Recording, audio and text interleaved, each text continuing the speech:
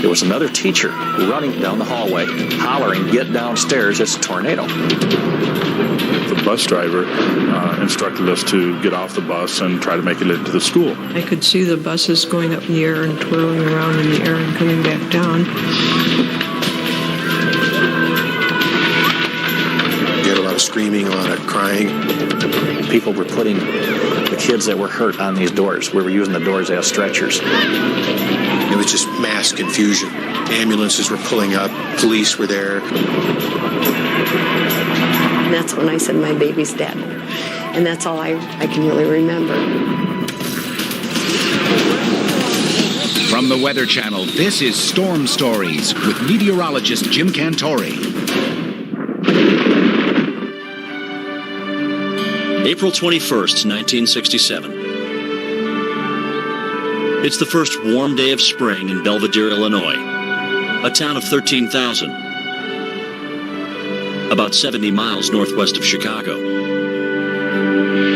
The sky is blue, the sun is bright, and 14-year-old John Lawrence couldn't be happier. In fact, it was the first day we were outside for gym class.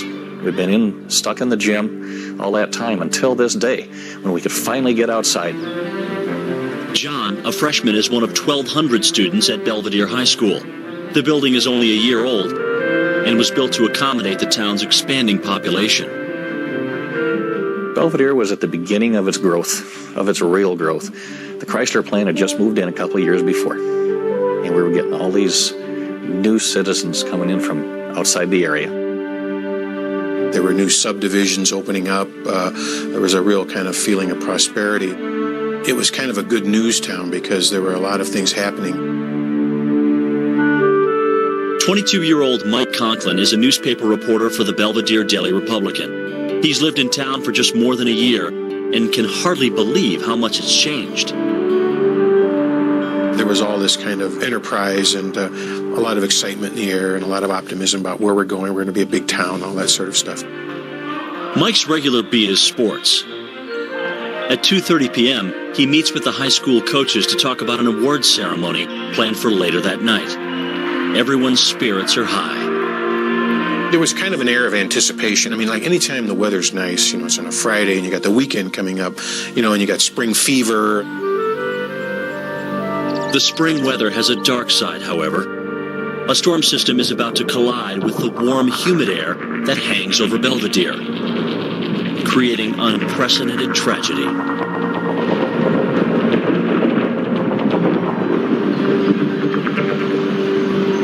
It's now 3:35 p.m., and school buses line the driveways north and south of Belvidere High.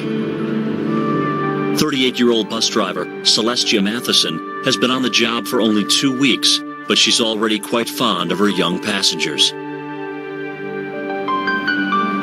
Every afternoon at 3 o'clock, she begins her rounds, starting with the younger grades and then heading to the high school.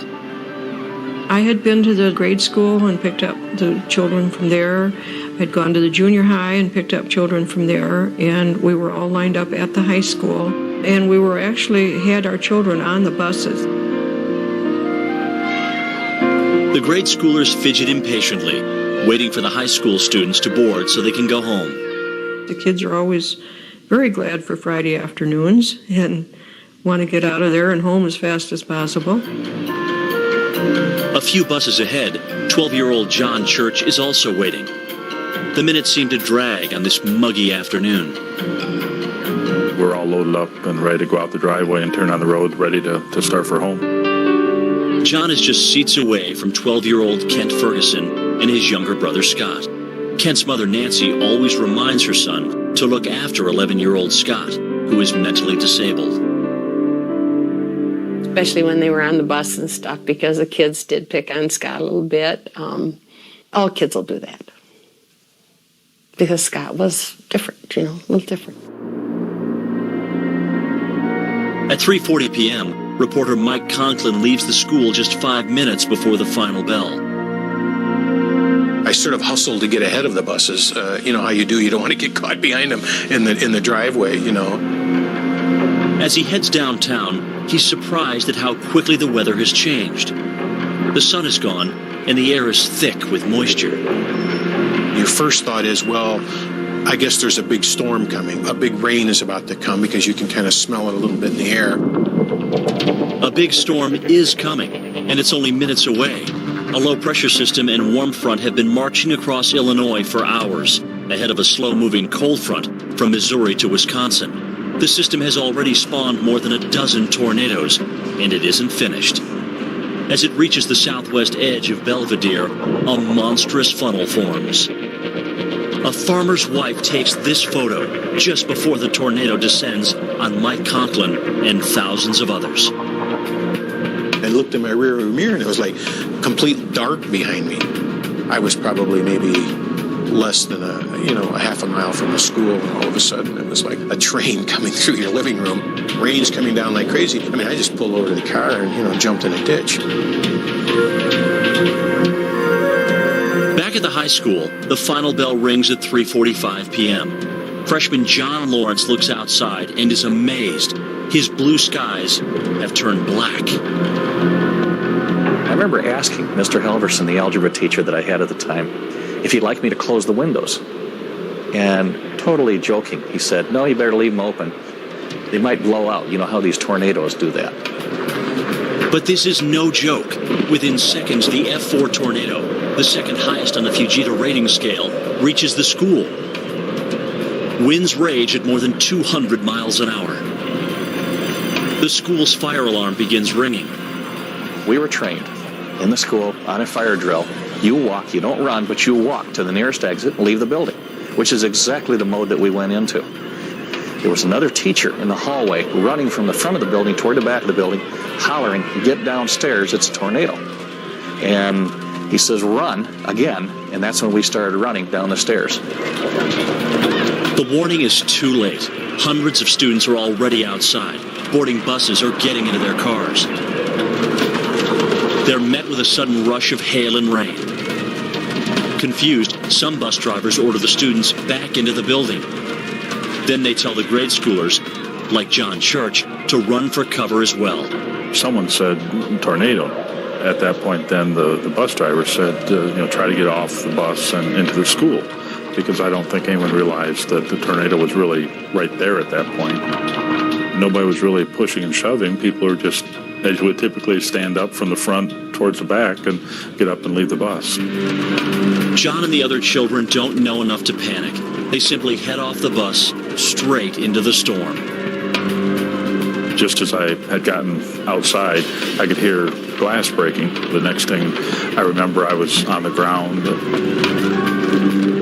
12-year-old Kent Ferguson is afraid his brother Scott won't make it to the building. He pushes Scott under a bus seat, then heads outside. Kent told Scott he was to stay on the bus and underneath the seat. And then he had gotten off the bus to go head for the high school. Some people did get off the bus, some didn't, and some made it into school, some didn't. A few buses back, at the end of the line, Celestia Matheson instructs her 50 students to stay put. I don't know which was the best way to do. I really don't.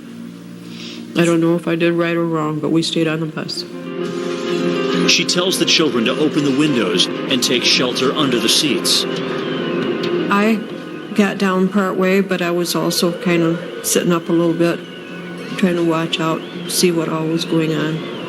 You sit there seeing this big black funnel coming towards you and seeing it pick up the buses one by one, and some of them twirl in the sky or just raise up and come down somewhere else. And basically we just sat there and waited for our turn to go spinning in the air. I, at that moment, thought that it would be some kind of a miracle if anybody lived through this. Outside, 12-year-old John Church is being thrown around by the violent twister. I do recall seeing buses moving and tipping over and moving and rolling. It looked like they were rolling actually over the top of me. A piece of debris slams into him, crushing his hip. But the frightened 7th grader doesn't realize how badly he's hurt. I was still trying to get into school, so I did try to get up several times. But every time you try to get up, the wind and the rain and things in the air would just kind of force you back down to the ground. So after 2 or 3 times, I finally figured out the best thing was just to stay still and lay down until the storm was gone. Less than a mile away, reporter Mike Conklin is using the same strategy. He lies in a ditch, completely unaware that the school he left just minutes ago is in the middle of nature's fury. The scariest thing in the world is nature. You can hear all this noise and all of the wind whipping still. You're just totally vulnerable. You can be totally vulnerable.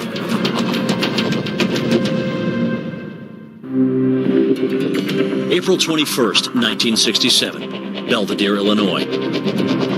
An F4 tornado with wind speeds estimated up to 260 miles an hour has decimated a grocery store, a hospital, and hundreds of homes. But the worst damage is at Belvidere High School, where the twister stops all the clocks at exactly 3:50 p.m. As the winds die down, newspaper reporter Mike Conklin climbs out of his hiding place, a ditch by the side of the road. He jumps into his car and heads downtown to the Belvidere Daily Republican. I had no clue at the time that there had been that sort of devastation at the high school. My first instinct was to go right to the paper and find out what the hell is going on here. Less than a mile away, at Belvidere High School, freshman John Lawrence crawls out from the locker bay where he has taken cover. He sees the Belvidere police captain running through the hall. He spotted me, called me by name, and said, get some other bigger guys together. I got a job for you. Just get them together and meet me at the front door. And so I did. We stepped outside, and that's when it hit me, just how bad this was. Everything was covered with mud. So it's like you're walking into a black and white world. And you could see these cars covered with mud, upside down, on their sides, smashed. Houses missing roofs, missing walls. Some of them were missing everything, but the bathtub and the toilet was the only thing left on some of these houses. John Lawrence and the other boys are told to look for survivors. John finds no one in the parking lot, so he runs back to the school and offers help.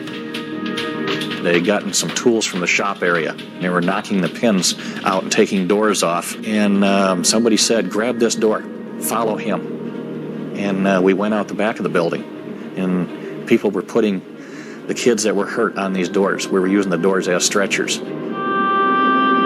The scene in the back of the school is even worse than the front. 12 school buses filled with children have been picked up, flipped, and scattered. Children struggle to climb out the windows. Across the landscape, arms and legs stick up out of the mud. Somebody would pick this kid up and lay him gently on this door. And then we would head back to the building. Somebody else would say, you got space for another one. They'd lay another child on the door. We were running with those doors. We weren't walking, we were running. Bus driver Celestia Matheson is unconscious. She fell head first into the stairwell when her bus flipped over. When I came to, the bus was on the ground, and some little girl was saying, get off of me, you know.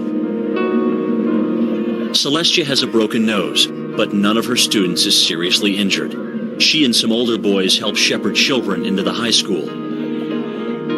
There was kids going into the school from everywhere, just trying to get into the school. You could start at that point to hear a lot of kids either crying or hollering out or asking for people. 7th grader John Church is lying face down in the mud, about 500 feet from the school.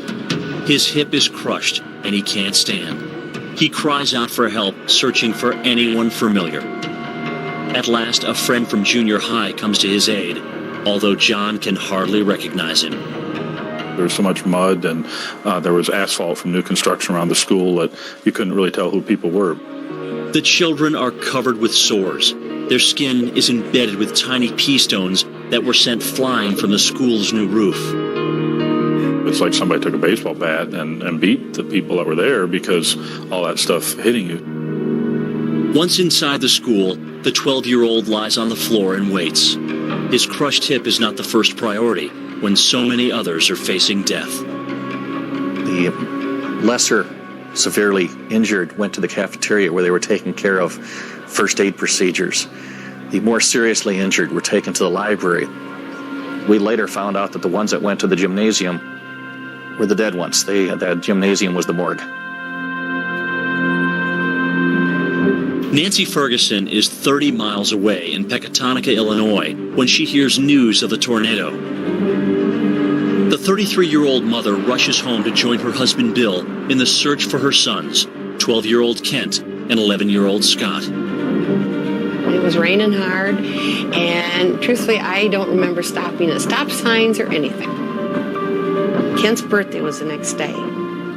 And so I had all his birthday presents in the back seat of the car, just in case I found him, and in case he was in the hospital. Mike Conklin is reporting at St. Joseph's Hospital. Belvidere's other hospital, called Highland, is useless after being torn apart by the tornado. St. Joe's doesn't have enough staff to handle this kind of disaster. I'd never been through anything like this before. I mean, it was just mass confusion. People were being brought in on stretchers, ambulances were pulling up, police were there trying to direct traffic. Hundreds of victims are taken to hospitals in the nearby city of Rockford, just 12 miles away. Nancy Ferguson is not allowed access to St. Joe's. Instead, she's directed to the community center. Neither of her boys has been found. Nancy is frantic. She knows that 11-year-old Scott, who is mentally disabled, won't understand what's happening.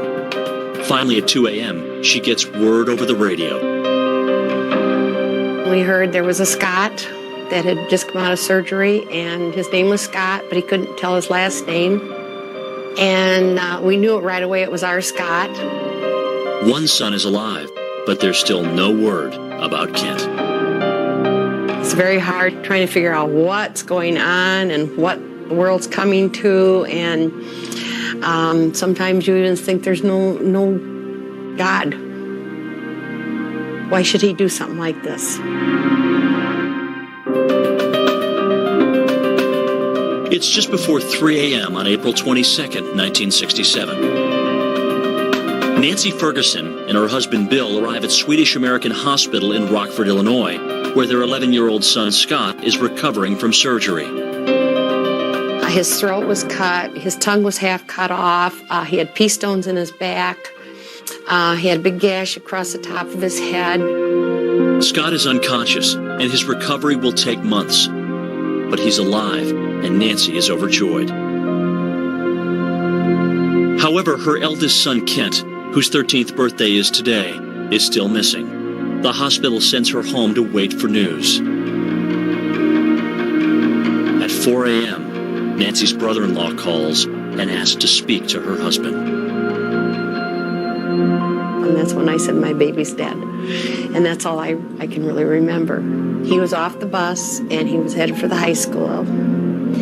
And he was hit by a board.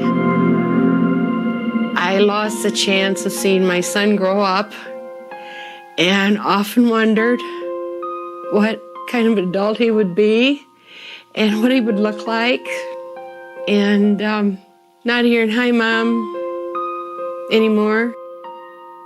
But that's the main thing I often wondered, is what he would have done, things like that. Kent is one of 13 children killed at Belvidere High School.